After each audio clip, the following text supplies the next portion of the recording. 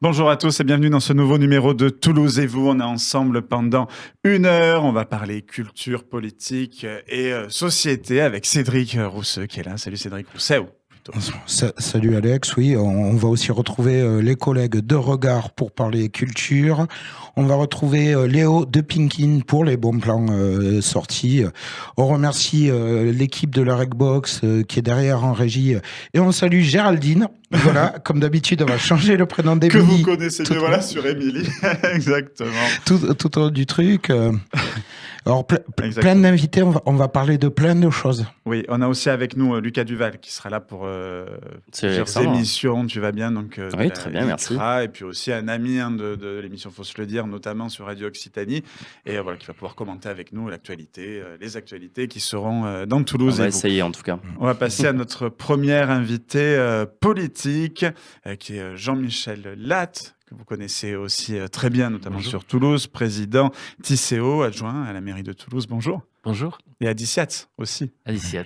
Chargé également de l'occitan. Mais on va y revenir et nous avons justement un petit micro-trottoir réalisé par l'équipe de la Regbox. Et Jordan, c'est tout de suite dans Exprimez-vous.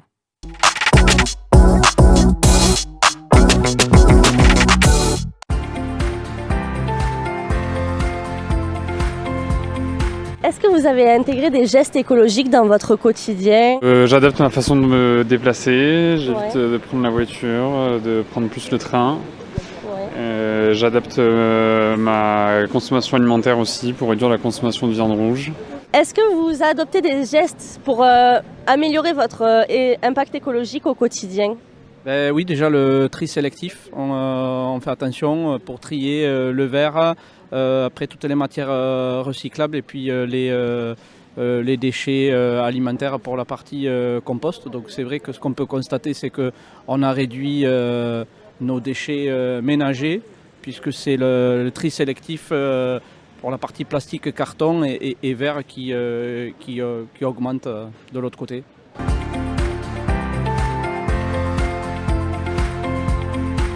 Et niveau empreinte carbone, est-ce que vous vous adaptez ? Alors pour l'empreinte carbone, déjà je pense qu'à Toulouse, il manque encore des efforts au niveau du développement des transports en commun. La ligne C, ce n'est qu'un début à mon sens. Il en faut davantage pour que on dépende moins du bus et peut-être plus de lignes de métro ou tramway un peu plus rapides sur des voies aménagées. Moi j'habite en ville, pour l'instant je n'ai pas de véhicule électrique, mais par contre le choix d'habiter en ville, c'est d'avoir déjà qu'un véhicule familial et de se déplacer effectivement avec les transports en commun, puisqu'on habite sur le secteur des arènes, qui est un secteur qui est bien desservi. Donc c'est vrai qu'on privilégie le métro de préférence, mais après quand on n'a pas d'autre choix, c'est tram ou bus. Et c'est vrai que voilà, d'une manière générale, on va dire sur le périmètre toulousain, dès qu'on est sorti des lignes de métro existantes, on dépend beaucoup de bus et du coup en termes de temps, le temps est beaucoup plus long et ça c'est handicapant. Et après aussi, il y a la question aussi du créneau de l'amplitude horaire des transports en commun qui mériterait à être élargi, notamment pour le métro. Un départ à 5h20 aux arènes, ça pourrait être mis peut-être en place à partir de 4h ou 4h20. Ça pourrait être bien parce qu'il y a des personnes qui travaillent en horaire décalé et qui du coup sont obligées d'utiliser leur véhicule pour se déplacer, alors qu'on pourrait bénéficier de transports en commun. J'ai pas de voiture, j'ai le permis, je ne sais pas conduire. Ah. Je suis à vélo, je fais tout à vélo. Donc du coup vraiment tout à vélo ? Est-ce que c'est une raison enfin, écologique ou... Bon, écologie bien sûr, mais commodité, on passe partout, on se gare où on peut et où on veut, et c'est super. Donc la mise en place des pistes cyclables à Toulouse, ça vous arrange ? Moi ça, ah oui, à fond la caisse. Ah oui, alors là. D'ailleurs j'ai été surpris quand je suis allé à Saint-Cyprien, eh bien, dans la rue de Metz, pour arriver jusqu'à Saint-Cyprien, hop, place Esquirol aussi, il y a 2 pistes cyclables. À droite, à gauche, c'est super. Ah ouais, là, j'applaudis dès demain. Donc du coup, vous prenez un peu plus les transports en commun dans Toulouse ? J'essaye, pas les transports en commun, mais en tout cas plus le vélo ou la marche à pied.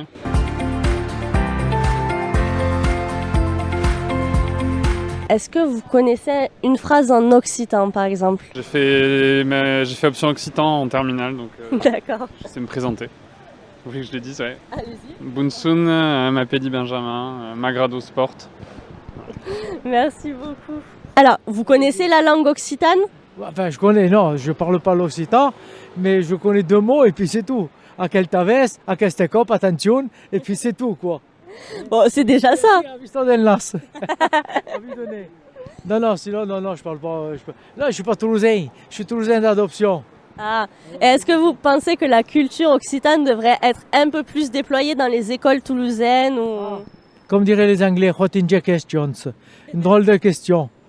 En toute honnêteté, d'abord qu'ils apprennent à parler français, et ensuite, l'occitan, le breton, le basque ou le ch'ti. Non, ce que j'aime bien, moi, c'est pas l'occitan, mais c'est les personnes âgées, à l'époque, dans le Gers, dans l'Aveyron ou ailleurs, ils parlaient patois. Ah, ça, alors, extraordinaire. Ah oui. Mais maintenant, les jeunes, non. Ils parlent plus patois et encore des fois, ils s'y mettent même pas à l'anglais ni à l'espagnol. Alors que moi, j'ai cette chance, c'est que je suis polyglotte. Et voilà, grâce à mes voyages. Ben, merci beaucoup. Ben, avec plaisir.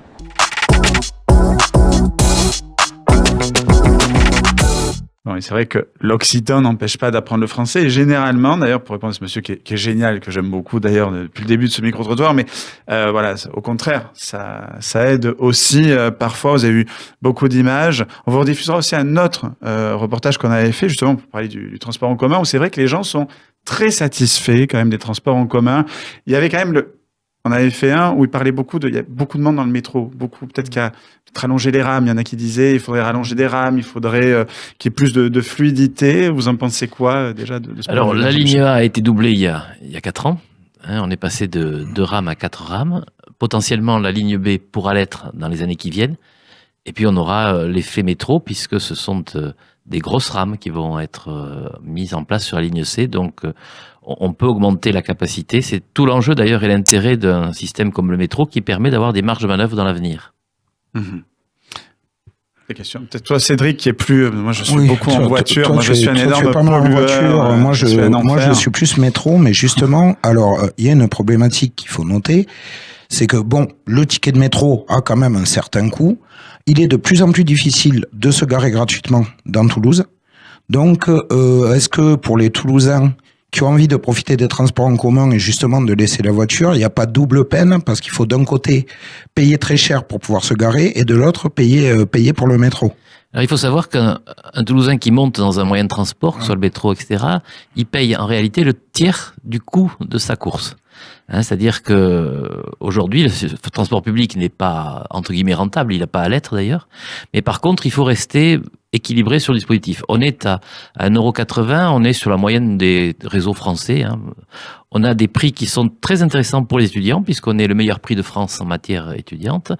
On a des réductions pour les personnes âgées. Ce que je note, c'est la progression considérable de l'usage des transports en commun à Toulouse. Cette année, dans quelques jours, on va dépasser 200 millions d'usagers sur l'année. Ça n'était jamais arrivé. Et donc, cette progression me laisse supposer que l'accessibilité, elle est pas si mauvaise parce que les gens adhèrent. On peut toujours dire qu'il faut réduire les prix, réduire les coûts, mais si on réduit le coût, on réduit l'investissement. Parce que c'est un système comme un ménage. On a ce qui se dépense, ce qui se récupère.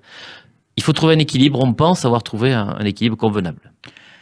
Et en termes d'élus, est-ce que beaucoup d'élus de tous bords prennent le métro, prennent les transports, utilisent les transports en commun? En centre-ville, je crois qu'ils ont tout à fait intérêt. Quelle est l'alternative en centre-ville? Aujourd'hui, on est dans un mouvement permanent de piétonisation. On ne se rappelle plus, mais la rue d'Alsace, il y a quelques décennies, c'était 400 bus jour qui passaient par la... Oui, voilà. Moi, quand je suis arrivé en Toulouse en 95, oui, il y avait encore les bus qui passaient... 400 bus jour, il y avait sur la rue d'Alsace. Bon, aujourd'hui, c'est plus le cas. Donc, on est sur un autre fonctionnement, sur un autre dispositif. La rue d'Alsace est devenue piétonne quand la ligne B a été lancée, puisqu'il y avait substitution de l'un à l'autre.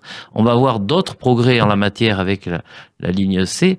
Je connais peu d'élus qui essayent d'utiliser la voiture au centre-ville parce que c'est sans doute le système le moins pratique pour eux. Par contre, entre le Capitole et la métropole, on a la ligne A et 2 arrêts. C'est vraiment le meilleur moyen pour aller d'un point à un autre en termes d'efficacité. C'est vrai. Non, mais c'est vrai, même moi qui utilise beaucoup la voiture, je reconnais que des fois, il m'arrive de prendre les transports en commun.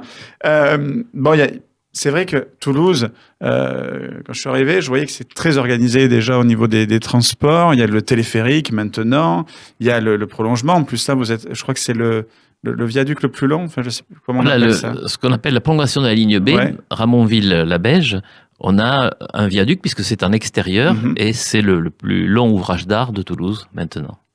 Voilà, le chantier qui est en cours, PLB, ligne C, aéroport, c'est le plus grand chantier qu'ait jamais connu Toulouse dans son histoire, puisqu'il y a 42 chantiers en même temps qui travaillent à la préparation de ce futur projet.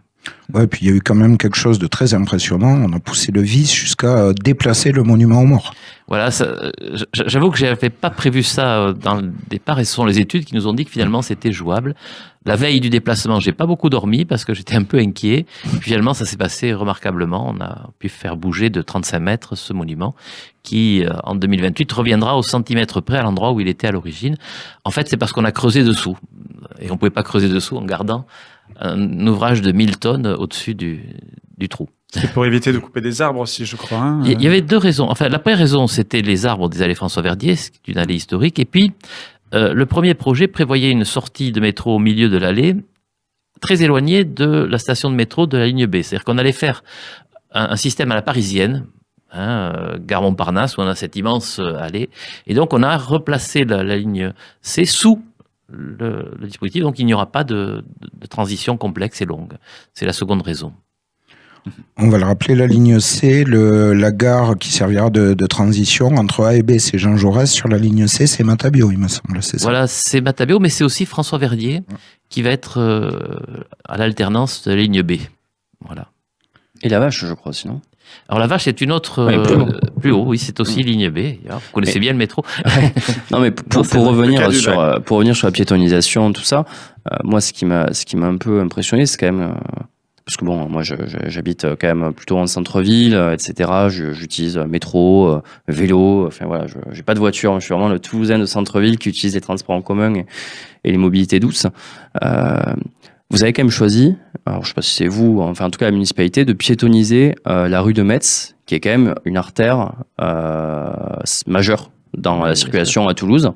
Et alors que même les écologistes les plus farouches n'osaient même pas y penser ou le proposer. Est-ce que vous pouvez peut-être nous en dire un peu plus, parce que c'est vrai que, enfin moi le premier, je voyais pas une municipalité de droite prendre des initiatives aussi grandes en termes de piétonisation et on va dire en termes de bénéfices pour sûrement les piétons, mais de points négatifs pour les usagers de la voiture. Oui.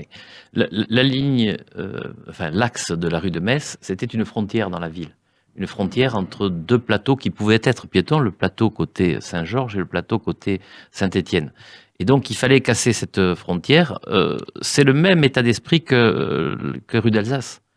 Les gens disaient, rue d'Alsace, c'est impossible de déboucher sur la piétonisation. Quand il y a eu l'alternative à ligne B, c'est devenu possible. En fait, c'est un choix qui correspond, à mon avis, à l'évolution de l'époque. C'était quoi la rue de Metz? C'était un bouchon permanent. Un bouchon permanent et, je répète, cet effet frontière entre deux parties de quartier. Donc là, on part sur toute autre chose. Je crois que c'est l'évolution. Je fais le pari que la rue de Metz va devenir une rue très, très fréquentée dans les années qui viennent, avec en particulier la station ligne C qui sera à François-Verdier, juste au bout. Et donc, c'est un choix. Je crois que les politiques peuvent s'entendre sur ce choix-là. L'idée du tout voiture, c'est une idée qui n'est plus en place aujourd'hui. On n'est pas anti-voiture dans l'équipe municipale, on n'est pas anti-voiture, on considère que la voiture a des usages imposés, on pense aux personnes âgées, on pense au secours, on passe aux artisans qui doivent venir en centre-ville, donc on n'est pas anti-voiture, mais on est sur un rééquilibrage de la partie piéton, cycle, voiture, c'est ça qui est recherché en fait. Et pour revenir sur la personne qui parlait de son vélo, qui pouvait le poser partout, qui se garait où il pouvait, où il voulait. Donc moi, je suis quand même utilisateur de Vélo Toulouse. Est-ce que vous pouvez nous en parler un petit peu, parce que j'ai l'impression que par rapport au lancement de la nouvelle flotte de vélos, que les vélos ils disparaissent et que je n'ai jamais de vélo à côté de chez moi ou là où je suis. Ils ont cartonné, je crois. Alors le Vélo Toulouse avant le changement, c'était 12-13 000 trajets jour. on avait spéculé sur 24, 25 000 trajets jour. On a explosé les compteurs. La moyenne, c'est plus de 28 000. Et on a eu même un pic à 38 000 utilisations. Voilà. Alors aujourd'hui, on a plus de 20 000 personnes qui font des trajets qui n'existaient pas dans l'ancien système. Alors on essaye de rééquilibrer. C'est un système où on a ajouté plus de 120 stations. On a ajouté plus de 700 vélos. On va continuer puisqu'on a 12 stations de plus qui vont venir à Toulouse et 70 dans la périphérie en septembre prochain. Donc on est sur un système qui marche très bien, mais qui doit se réguler. Et donc, on a des algorithmes qui permettent de mesurer les stations qu'il faut charger à tel moment, à tel moment. Et donc, l'entreprise qui est en charge de ce système est en train de corriger ces algorithmes pour pouvoir mieux équilibrer les stations. Voilà. Après, c'est en rodage, si on peut dire. Voilà, c'est-à-dire que c'est un système de capillarité, et donc il faut arriver à réguler ce dispositif. Les vélos sont aujourd'hui de deux catégories, il y a les manuels et les électriques. Les deux ont un très grand succès, l'usage est diffusé. Mais il faut bien garder en tête qu'on passe de 12 000 à plus de 28 000 usages jour, ce qui montre l'engouement du dispositif. Ce qui veut dire aussi que beaucoup plus de personnes se déplacent aujourd'hui en vélo Toulouse qu'avant. Sachant que des fois, ils sont 3 sur le même vélo. Alors ça, c'est un souci, ça, c'est un dérapage, parce que ça peut être très dangereux, et donc la police va verbaliser quand elle croise quelqu'un qui... Des fois, ils me font peur, hein. Je les vois, les pauvres, je me dis... Il faut éviter l'accident, hein, parce que là, on est en situation de danger. Mais donc la mairie est écologiste, parce que moi, j'ai l'impression qu'en face, Antoine Maurice, que nous recevrons aussi, peut-être pour répondre à ça, dit que Toulouse ne fait rien. La mairie ne fait rien pour l'écologie, il n'y a pas d'arbres, il y a beaucoup de bétonisation.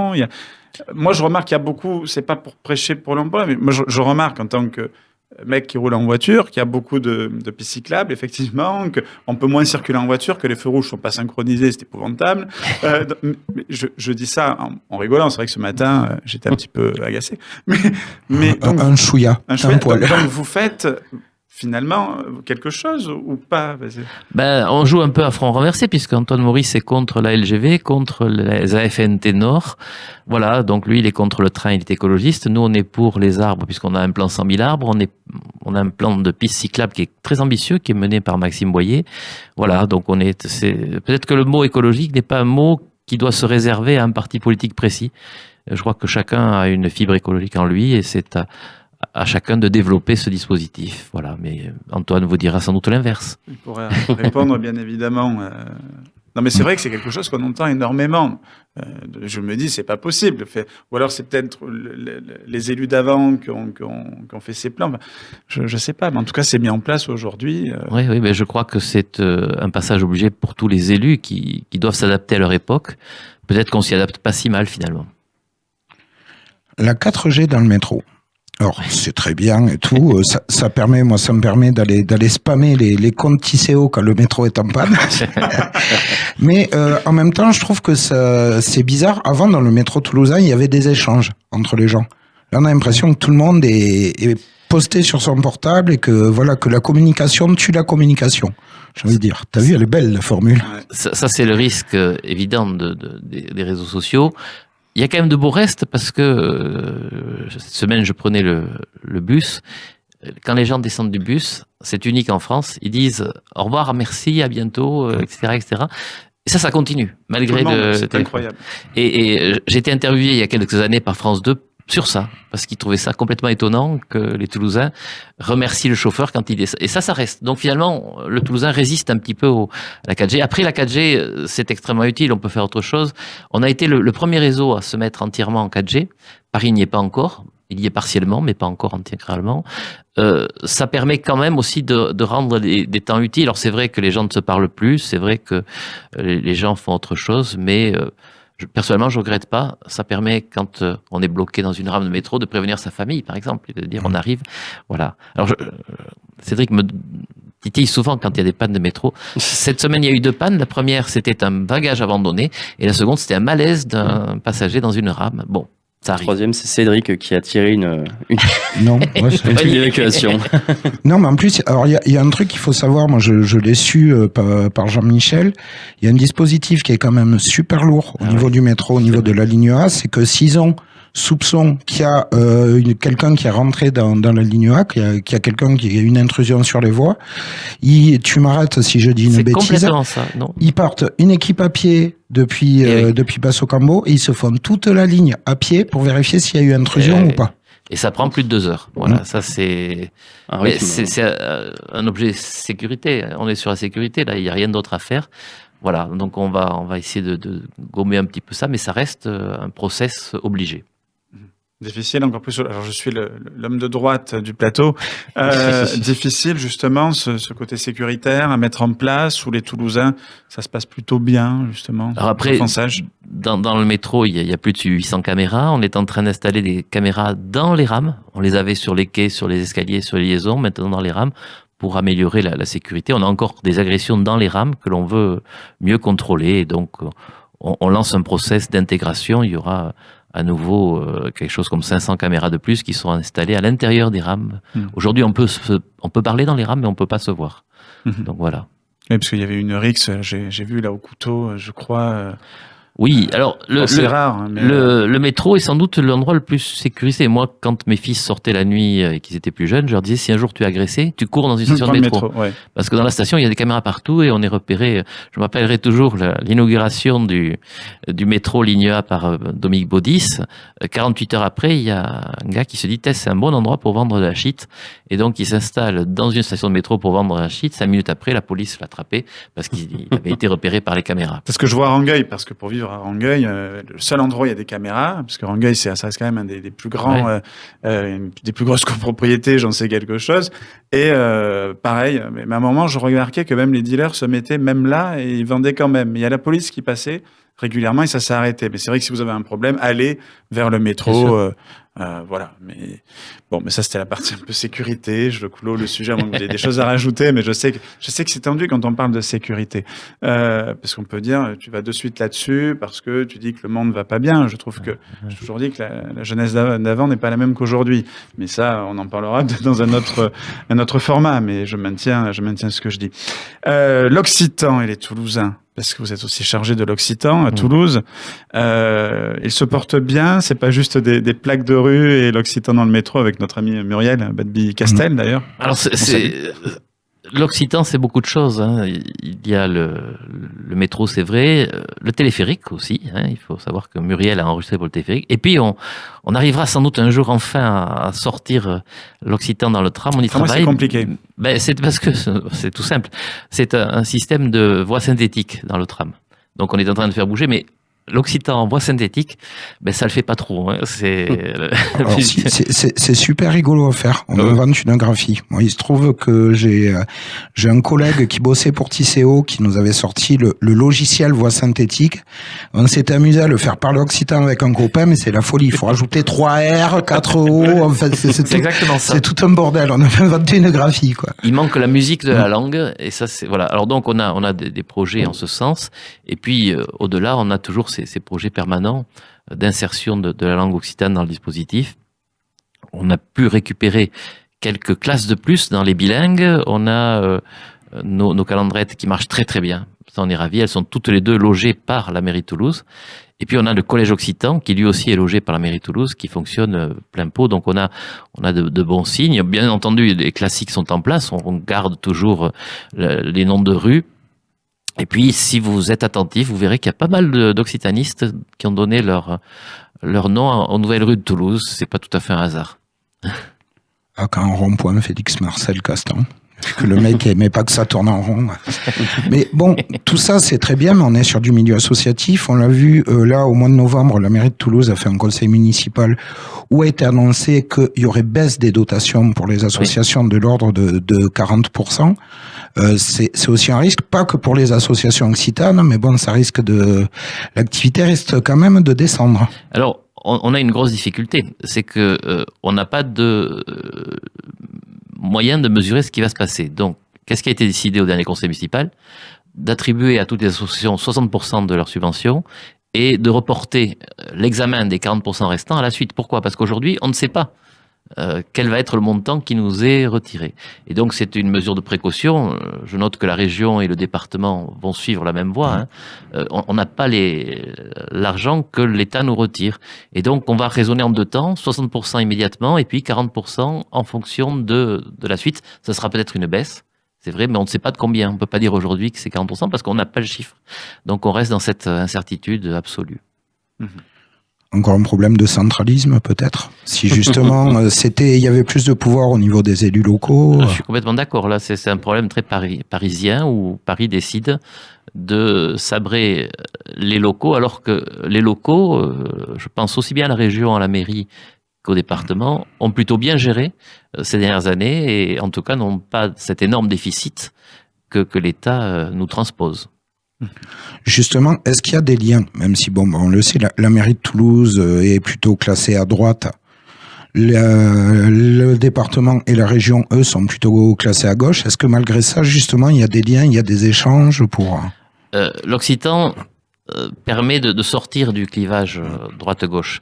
Et donc, avec mes 2 homologues du département et de la région, on se voit régulièrement, on monte les dossiers ensemble, on se prévient quand il y a des coups à faire, etc., etc. Donc, j'ai l'impression que l'Occitan sort complètement du prisme politique classique. Et c'est vraiment amicalement que les choses se passent. La semaine dernière, je présidais le conseil d'administration du COMDT, Conservatoire Occitan, et il y avait Bernard Bagnéris qui était à mes côtés, il y avait l'élu régional qui lui était à distance mais qui était présent en visio, donc vraiment ça se passe très très très bien. Je pense qu'on a un intérêt commun qui transcende nos façons de faire et qui permet de bien fonctionner. Est-ce qu'il ne faudrait pas s'inspirer de l'Occitan sur d'autres sujets? L'Occitan peut inspirer pour pouvoir dialoguer, travailler ensemble, trouver des compromis. Peut-être que nos élus nationaux devraient. Déjà, il a de la chance. Il arrive à avoir l'élu à l'Occitan de la région. Oui, qui est des PO de l'Aude. Oui. Non, il est de l'Aude, ouais.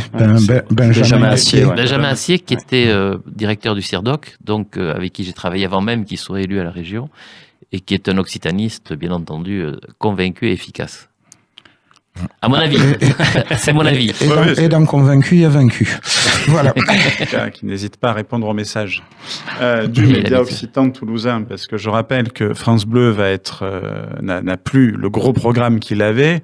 Et voilà, donc c'est bien de manifester et de militer pour Radio France sur lequel vous n'avez aucun pouvoir, mais n'hésitez pas aussi à aider vos médias qui ne sont pas chez Radio France, qui ont besoin aussi de votre soutien, autre que financier mais moral, pour pouvoir continuer d'exister, surtout quand ils proposent plus de 5 heures, entre 5 heures et 7 heures de programmes inédits chaque jour. Voilà, je me semblait que c'était important de le rajouter, parce que sur nos radios, vous avez, radio et vidéo en plus maintenant, vous avez un pouvoir concret. Voilà, si jamais, me semblait important de le rajouter, parce que c'est important de faire cette piqûre de rappel. Après, justement, c'est ça qui est intéressant. Moi, je vois une évolution sur les politiques au niveau de l'Occitan. C'est que avant, on était classé dans le folklore. Il faut l'éducation, et puis après il faut des vieux à sabots et à béret, et puis voilà, et puis point. Alors que là, on voit vraiment que l'Occitan, il y a une volonté de politique transversale, il y a une volonté d'en mettre un peu partout. Et donc nous pouvons travailler ensemble, c'est ce que je dis, c'est pour ça. Donc, mais il y a toujours des obstacles, il y a toujours des gens pour nous dire que c'est folklorique, etc., etc. Mais bon. Parce que là, qui m'appelle, c'est pas la région, c'est Service Presse de la mairie de Toulouse. Je vais me téléphoner pendant qu'on enregistre. Non, moi, ce que j'adore, c'est quand les gens vous disent, ouais, non, mais ils ont mis l'Occitan dans le métro, vaudrait mieux mettre l'anglais. Ok, dites-moi comment on dit Capitole en anglais, s'il vous plaît. Comment on dit Esquirol en anglais. C'est, voilà, quoi, c'est au bout d'un moment. Basso Cambo, ça ferait short leg, ça serait pas mal. Jean Jaurès. John Jaurès. John Jaurès. John Jaurès, exactement. D'ailleurs, pour revenir vite fait sur le métro, parce qu'en plus, on a la LICRA un peu avec nous, mais c'est vrai moi, je suis très superstitieux, il y a un truc que j'aime bien, c'est qu'il y a un baptême pour les tunneliers. On a donné 5 noms de femmes inspirantes du Moyen-Âge à aujourd'hui, pour chaque tunnelier, et dans la tradition des compagnons, il y a toute une cérémonie de baptême de chaque tunnelier. Moi, j'y participe, je trouve ça très sympa, avec le baptême officiel devant les compagnons réunis. Ce sont des moments assez émouvants. En tout cas, voilà, ça sera... on a parlé de Jean-Michel Latte, l'élu, on a parlé de Jean-Michel Latte, le président de Tisséo, Jean-Michel Latte, le chanteur, les Mal au cœur de Toulouse. Ah, mais ça, c'est depuis 2008. Je suis dans un groupe de polyphonie occitane où je me régale. On a encore fait des prestations intéressantes. Et c'est un groupe qui marche, j'allais dire, du feu de Dieu. C'est-à-dire qu'on est recherché partout. Avec un moment qui a été très fort ces dernières semaines, puisque en septembre, on était à Saint-Pierre-des-Cuisines avec Claude Marty. Et Paco Ibanez. Et Paco Ibanez, bien sûr. Et Hélène Nougaro. Pourquoi? Parce que au moment de l'entracte, on a fait une création qui était la création d'O Toulouse de Nougaro en occitan. C'est une jolie histoire. Avant sa mort, Nougaro parle à Claude Marty et dit « Cette chanson, j'aurais aimé la chanter en occitan ». D'ailleurs, il y a des morceaux. « Mon pays, Ô Toulouse, Ô Toulouse ». Et Claude Marty lui dit « Je vais t'écrire les paroles ». Il lui écrit les paroles et puis Claude Nougaro décède avant d'avoir pu enregistrer cette version-là. Et donc, on a demandé l'autorisation de s'en emparer. On a passé 6 mois à la préparer et on l'a chantée devant Hélène Nougaro qui a complètement validé notre version occitane d'O Toulouse. Et ça a été un bonheur, mais alors absolu. Et moi, je chante parce que ça me détend. Je suis pas un grand chanteur, mais les Mal au cœur, c'est un petit plaisir personnel. Et Claudie Marty, justement, l'avait fait aussi. Oui, sur l'album Toulouse. Qui n'était pas en chœur, bien sûr, Oui. au Toulouse. Et moi, je peux témoigner du fait que les Mal au cœur l'ont beaucoup travaillé. J'en ai même limite un sabou de ce vu. Ben oui, j'étais vu qu'avec le Fifi Gros, on posait une expo à l'Oustal d'Occitanie. Toute une journée, on va travailler. Donc au Toulouse, je l'ai eu en boucle, on va dire, de 9h du matin jusqu'à 5h de l'après-midi. Heureusement que dans les concerts, on n'a que le final, parce que ce serait sinon un peu pénible. C'est vrai qu'au début, c'est l'orchestration qui a été faite par notre chef de chœur, et Camille, est assez incroyable, donc, mais compliquée. Donc, il nous a fallu beaucoup de temps. C'était magnifique, en tout cas. Et, moi, j'aime beaucoup les Mal au cœur. J'avais pleuré, je les ai entendus il n'y a pas très longtemps. Je vous ai entendu aussi dedans. J'ai pleuré parce que c'est beau, parce que c'est de l'harmonie. Et l'harmonie, on se rend compte à quel point elle est belle quand tout le monde est en chœur sur la même chose et va au même endroit. Et voilà, je trouve ça magnifique. Et au même endroit, on y est, on est à Toulouse. On est donc Toulouse et vous, le Toulouse, la Toulouse, selon comment. Toulouse et vous. Toulouse et vous, Jean-Michel Latte. Comment vous la voyez, cette ville? Bon, moi, je dis toujours, j'ai deux racines, hein. Soy de Toulouse, mais soy de la montaños.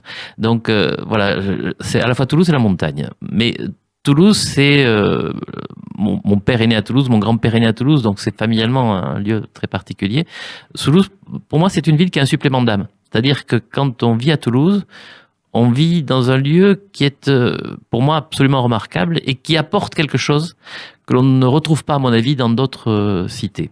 Il y a toute la partie matérielle, les monuments, la beauté, mais il y a autre chose. Il y a une partie que je qualifie de patrimoine immatériel de Toulouse, dans lequel on mêle plein de choses, les traditions occitanes, j'y crois.